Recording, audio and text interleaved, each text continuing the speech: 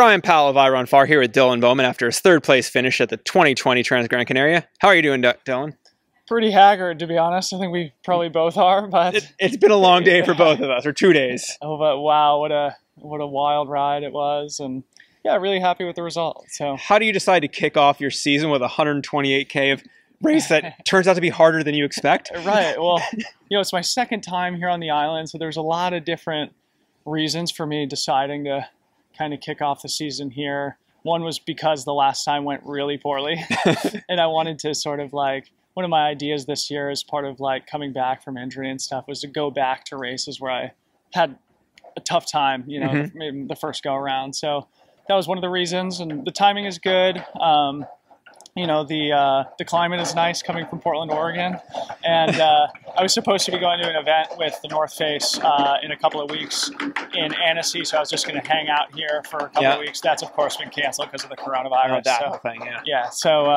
Heading home. We're going to go to Morocco tomorrow, actually, for a few days, and then home after that. You could practically swim over there. Yeah, basically, yeah. It's pretty awesome. I mean, we're tough life. Just off the coast of Africa here. So this kicked off your season. Yep. Were you ready to go when you were coming to the line?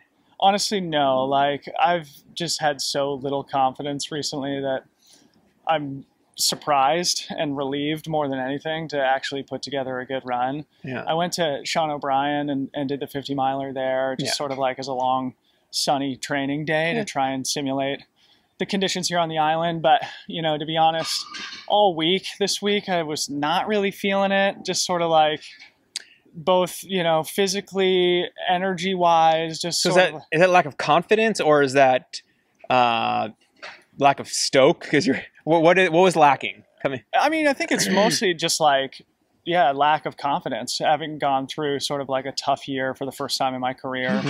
And just trying to kind of get back to a point where I can trust my body again after injuries, to sort of trust that I still have what it takes to compete in the way that I want to, at least. And that's sort of been really hard to come by recently. Like, won't lie, like it's just sort of like when you're not proving it to yourself, after a year and a half since really my last race that I was proud of at TDS in 2018, last time I went this distance. After 18 months of not really having a race, you start to feel like, well, maybe this isn't coming back. And like I said, it was really. And TNF didn't really offset that because. I finished sixth there. It was not terrible, right? But certainly not what I train and hope for. And I actually felt pretty good going into that race. My legs just were not used to that kind of a race pace after a year plus of injury. I think it really helped to hard me for this race and kind of get the competitive juices flowing again. But that race really helped me to kind of decide to do this race because I had like a very specific plan coming in, which I never do, right? Okay. And that was basically to just like go have a solid run, Which is funny because they feel like that's what your plan always, like it feels that way from the outside. Like you're. Yeah, I don't know though. I think sometimes, you sort of like get in this mode where you sort of put pressure on yourself and you feel like you have to crush it for your friends and family and sponsors. And I think that's what really sort of like left me in a really confused place for the last like year and a half. And so, to come here just with that mentality of like, okay, don't go out and try and win the race. Don't go out with POW. Just go have a solid one, put a result on the board, and build towards Hard Rock, which is, of course, my major objective for the season, as it is for you. Indeed. So, so like, as you saw, like I took it very easy early on. Not super conservative, but like easy. More conservative than I usually would run. And the whole intention of that was to just make no mistakes, don't get to a point like I did at TNF where my legs just were gassed. And especially knowing the island at least a little bit and knowing how hard of a race it is, I think that really helped me to have a good solid day because like I really made no mistakes. I had no major low points. And at the end of the day, like I was able to just move up throughout the event. Can you call that mastery? Like not in an overly cocky way, but like if you don't make any mistakes and you feel good throughout, like.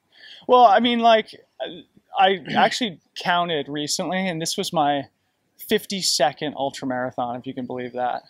And so I'm a veteran, you know. It's crazy how time flies, but like I've done a lot of these things, and very rarely do you feel like, okay, like solid, you know, like. I got a little lazy with nutrition the last like hour and a half, and it was hot, so I didn't feel amazing coming into the finish line. But aside from that, like I was just clicking along all day, and you know, not concerned about the guys in front of me or behind me, just trying to go have a solid run. That's when you put on a frame and put on the wall, or at least put on the fridge. Like, yeah, it was a good one, man. I'm really happy with it, and definitely showed me that I'm closer to the form that I want to be in than I've felt. You know? Yeah. So you described like going in with a plan and being even keeled in a positive way throughout. Were there any moments where like there were flashes of like, I feel really good and I should kind of go for it? Yeah, or... like a little bit.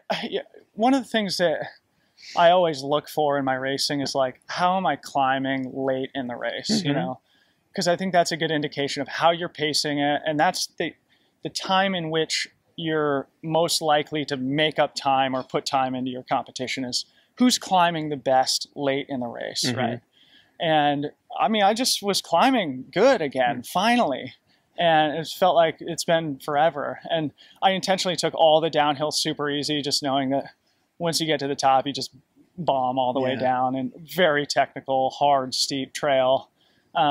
So yeah, you know, I think that helped me to climb well too, just not beating the legs up too much really in the race. But so how after this experience and this whole positive framework, do you take this from an early season, like important, but not your hard rock? Yeah. And how do you box it up and unpackage it again in mid-July?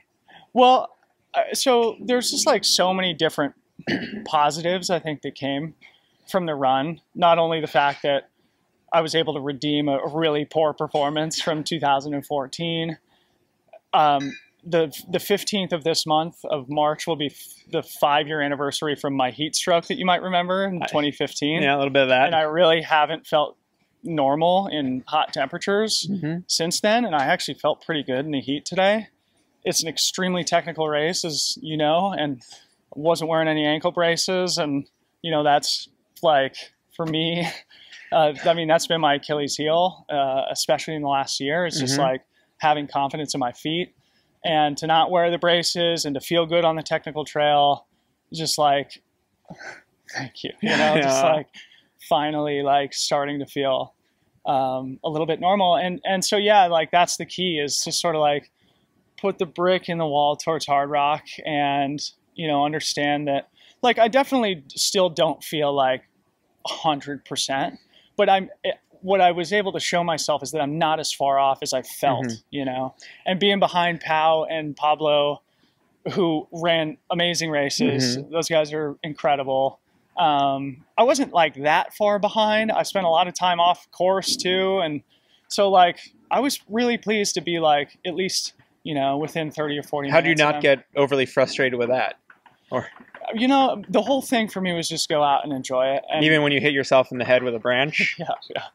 Yeah, I took some facial abuse out there. It's sort of part of the consequences of being a large man on a not so large island with lots of vegetation. So, but yeah, like, yeah, attitude was everything for me today. And just, again, just trying to nail the fundamentals, make zero mistakes, not worry about where I was placed.